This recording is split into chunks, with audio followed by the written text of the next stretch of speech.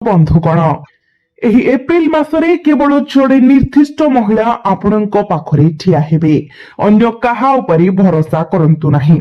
କାରଣ ଏପ୍ରିଲ 2026 ଏକ ବଡ ବିଶ୍ୱାସଘାତକର ସମ୍ଭାବନା ନେଇ ଆସୁଛି। ଏହି ମାସରେ ଆପଣ ରାହୁଙ୍କ ଠାରୁ ସତର୍କ ଦୃଷ୍ଟି ତଳେ ଅଛନ୍ତି, ଯେତେବେଳେ କେତୁ ମଧ୍ୟ ଆପଣଙ୍କର କୁଣ୍ଡଳୀରେ ବକ୍ରି ଅବସ୍ଥାରେ ଉପସ୍ଥିତ ଅଛନ୍ତି। ରାହୁ ଏବଂ କେତୁ ଏକାଠି ଆପଣଙ୍କର ବିରୁଦ୍ଧରେ ଏକ ଗମ୍ଭୀର ବିଶ୍ୱାସଘାତକତା କାର୍ଯ୍ୟ କରିବାକୁ ଷଡ଼ଯନ୍ତ୍ର କରୁଛନ୍ତି। ଆପଣଙ୍କ ଅତି ନିକଟତର ବ୍ୟକ୍ତିଙ୍କ ଦ୍ୱାରା ଆପଣଙ୍କୁ ବିଶ୍ୱାସଘାତ କରାଯିବା ନିଶ୍ଚିତ। ତେଣୁ ଆଜିର ଭିଡିଓକୁ ଶେଷ ପର୍ଯ୍ୟନ୍ତ ଦେଖନ୍ତୁ, କାରଣ ଆପଣ ଦୀର୍ଘ ସମୟ ଧରି ଏପରି ଜଣେ ବ୍ୟକ୍ତିଙ୍କୁ ଖୋଜୁଛନ୍ତି ଯିଏ ଆପଣଙ୍କର ପାଖରେ ସ୍ଥିର ରହିବେ।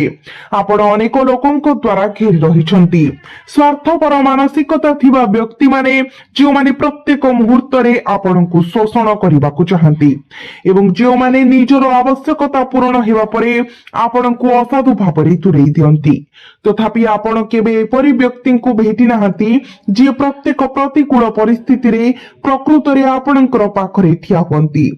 ଯେହେତୁ ଅନ୍ୟମାନେ ଶେଷରେ ତୁମକୁ ପରିତ୍ୟାଗ କରନ୍ତି, ଏହି ମହିଳା ଜଣକ କିଏ ଯିଏ ତୁମ ପ୍ରତି ବିଶ୍ୱସ୍ତ ରହିବା ପାଇଁ ନିର୍ଦ୍ଦିଷ୍ଟ। ଆଜିର ଭିଡିଓରେ ଆମେ ପ୍ରକାଶ କରିବୁ ଯେ ଏପ୍ରିଲ 2026ରେ ତୁମେ ତାଙ୍କୁ କେଉଁଠି ଏବଂ କିପରି ଭେଟିବ। ଆମେ ବ୍ୟାଖ୍ୟା କରିବୁ ଯେ ତୁମେ ତାଙ୍କୁ କିପରି ଚିହ୍ନି ପାରିବ ଏବଂ ଯଦି ତୁମେ ଏହି ବିବରଣୀ ଗୁଡ଼ିକୁ ବୁଝିପାରୁନାହ, ତେବେ ଭିଡିଓର ଶେଷରେ ତାଙ୍କର ନାମ ମଧ୍ୟ ପ୍ରକାଶ କରିବୁ। ତେଣୁ ଭିଡିଓଟିକୁ ଆରମ୍ଭରୁ ଶେଷ ପର୍ଯ୍ୟନ୍ତ ଦେଖନ୍ତୁ, କାରଣ ଯେତେବେଳେ ଜଣେ ବ୍ୟକ୍ତି କ୍ଳାନ୍ତ ଏବଂ ପରାଜିତ ହୁଏ, ସେମାନେ ସମର୍ଥନ ପାଇଁ ଆଗ୍ରହୀ ହୁଅନ୍ତି ଏବଂ ଯେତେବେଳେ ସେହି ସମର୍ଥନ ପ୍ରକୃତ ପ୍ରମାଣିତ ହୁଏ, ଜୀବନ କିଛି ସୁନ୍ଦରରେ ପରିଣତ ହୁଏ। ଏପ୍ରିଲ 2026ରେ ଏପରି ଜଣେ ମହିଳା ଆପଣଙ୍କର ଜୀବନକୁ ପ୍ରବେଶ କରିବାକୁ ଯାଉଛନ୍ତି ଏବଂ ସେ ତୁମ ଜୀବନକୁ ପ୍ରକୃତରେ ସୁନ୍ଦର କରିବାକୁ ନିର୍ଦ୍ଦିଷ୍ଟ। ତୁମେ ନିଶ୍ଚିତ ଭାବରେ ଏକ ଆନନ୍ଦ ଏବଂ ଉତ୍ସାହରେ ଉବୁଟବୁ।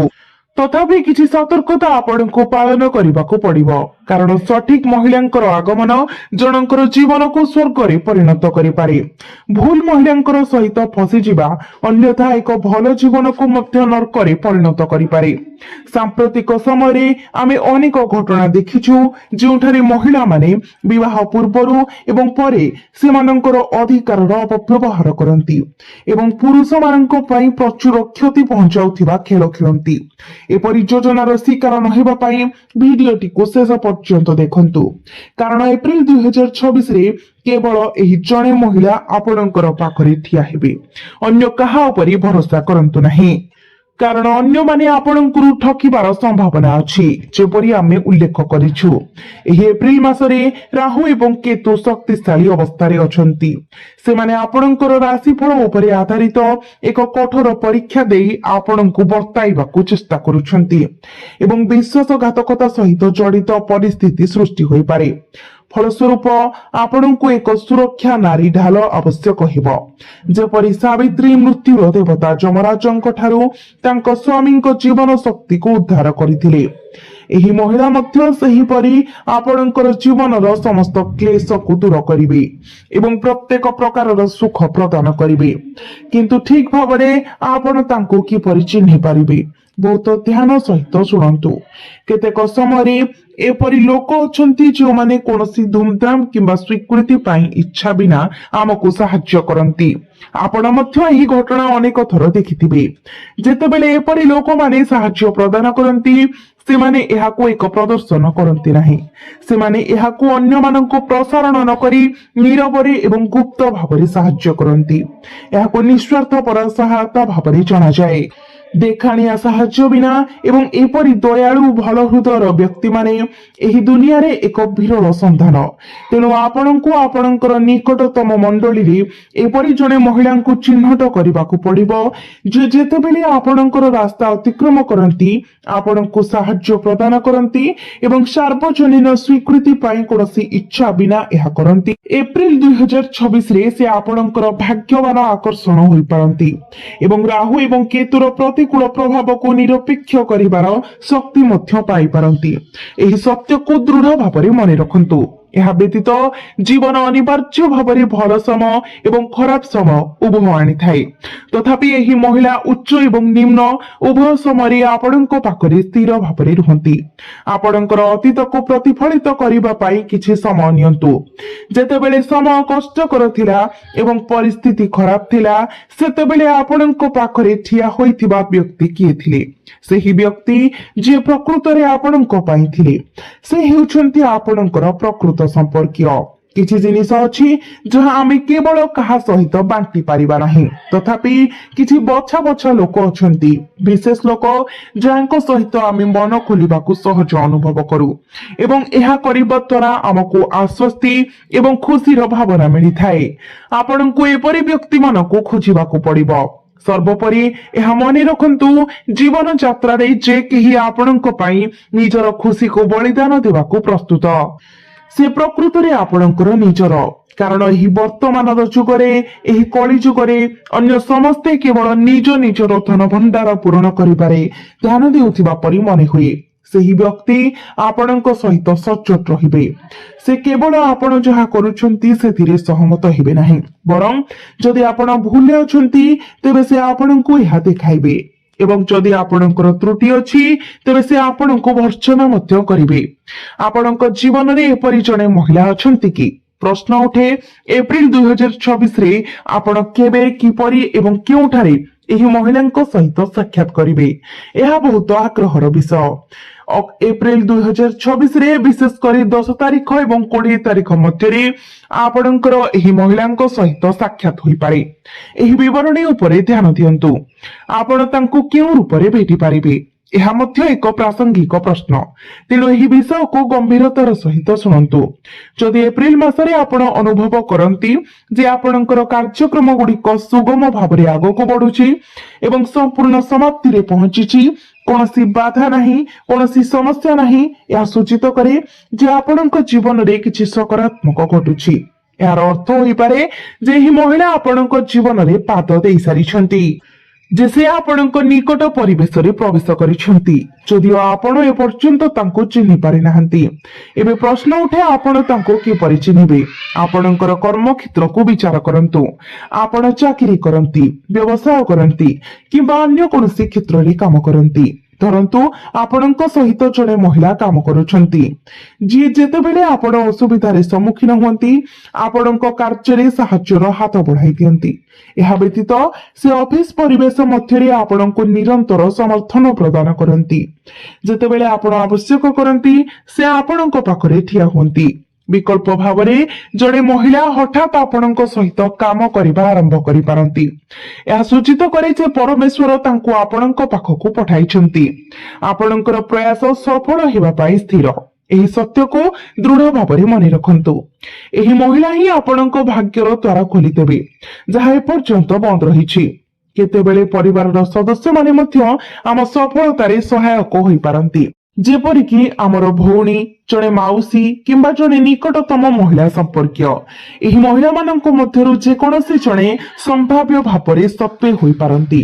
ତଥାପି ପାରିବାରିକ ବିଷୟ ସମ୍ପର୍କରେ ଆମେ ଦେଖିଛୁ ଯେ କିଛି ମହିଳା ଆମ ପ୍ରଗତି ପ୍ରତି ଯଥେଷ୍ଟ ଇର୍ଷା ପୋଷଣ କରନ୍ତି।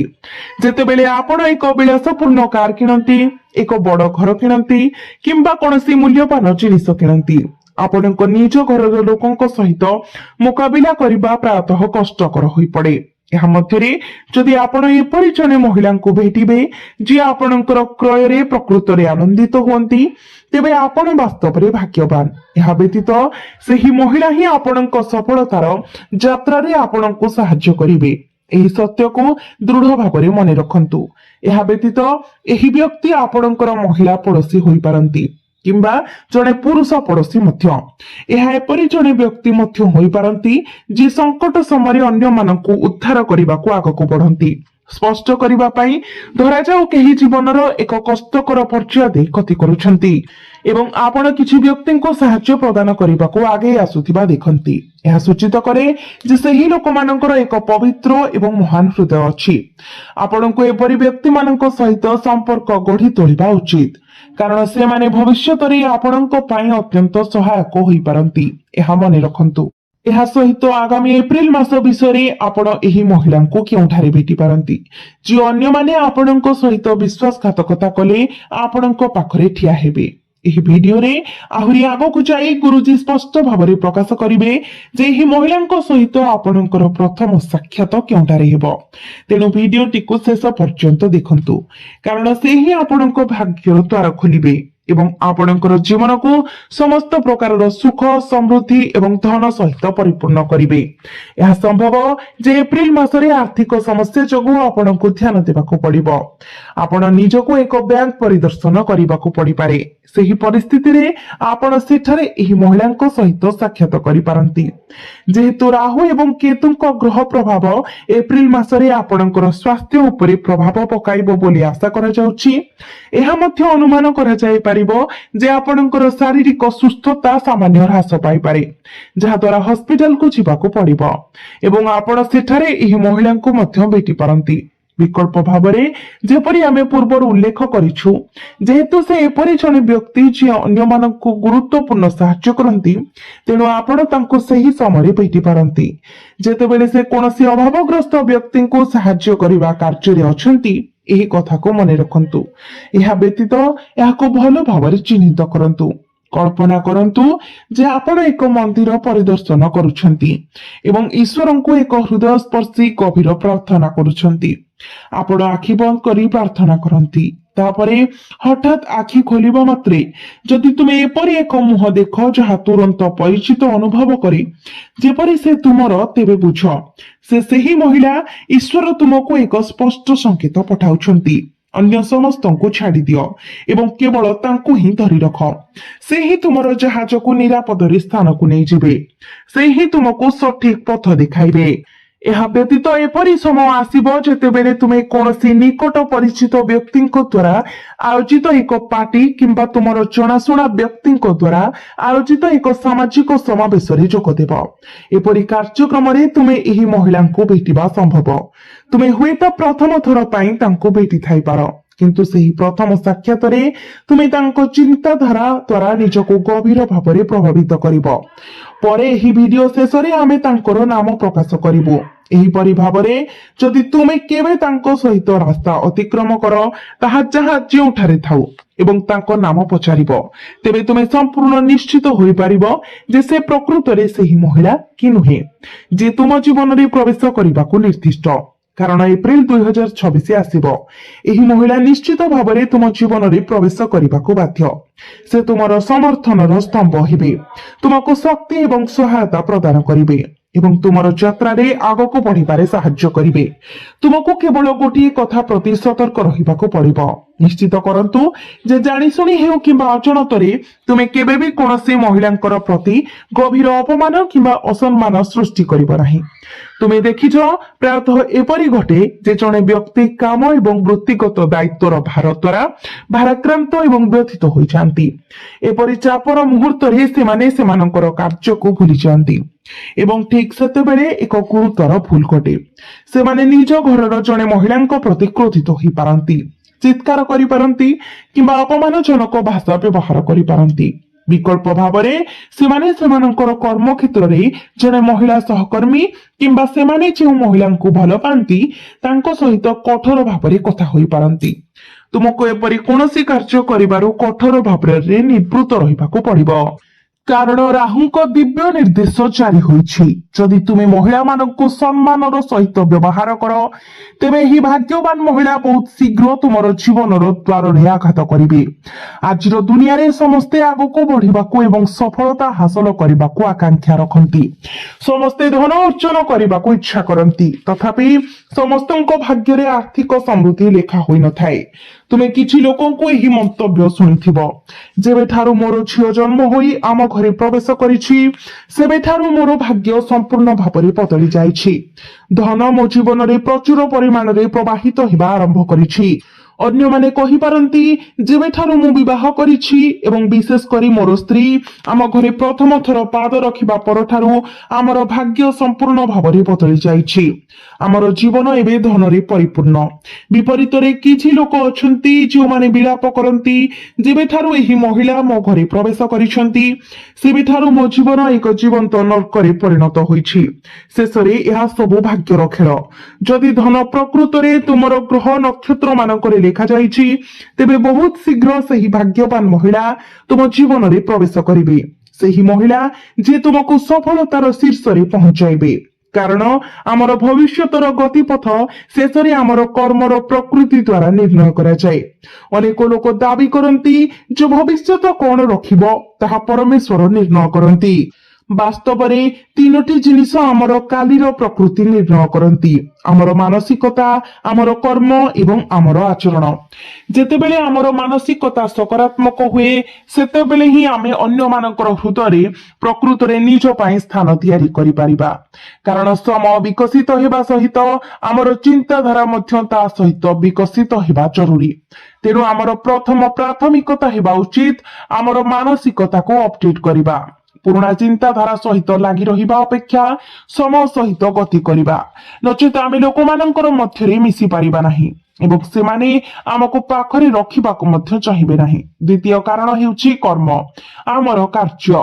ଯେତେବେଳେ ତୁମର କାର୍ଯ୍ୟ ପୁଣ୍ୟ ହେବ, ଭଗବାନ ଶନି ତୁମର ସାହାଯ୍ୟ କରିବାକୁ ଆସିବେ ଏବଂ ଥରେ ଭଗବାନ ଶନି ତୁମ ପାଖରେ ରହିଲେ, ରାହୁ ଏବଂ କେତୁର ଭୟଙ୍କର ଶକ୍ତି ମଧ୍ୟ ତୁମକୁ କ୍ଷତି କରିବାକୁ ଅସମର୍ଥ ହୋଇଯିବ। ଏହି ସତ୍ୟକୁ ଦୃଢ ଭାବରେ ମନେ ରଖନ୍ତୁ। ଭଗବାନ ଶନି କେବେ ତାଙ୍କର ସହାୟତା ପ୍ରଦାନ କରିବେ କେବଳ ଯେତେବେଳେ ତୁମର କାର୍ଯ୍ୟ ଭଲ ହେବ। ତେଣୁ ଭଲ କାର୍ଯ୍ୟ କରିବାକୁ ଚେଷ୍ଟା କର। ପ୍ରତ୍ୟେକ ମହିଳାଙ୍କୁ ସମ୍ମାନ କର। ତୁମର ନିକଟବର୍ତ୍ତୀ ଗରିବ ଏବଂ ଅଭାବୀ ମାନଙ୍କୁ ସାହାଯ୍ୟ କର। ମିଥ୍ୟା କହିବାରୁ ନିବୃତ୍ତ ରୁହ। ତୁମର କାର୍ଯ୍ୟରେ ସଚ୍ଚୋଟ ହୁଅ ଏବଂ ପରିସ୍ଥିତି ନିର୍ବିଶେଷରେ ଏକ ଖୁସି ସ୍ୱଭାବ ବଜାୟ ରଖ।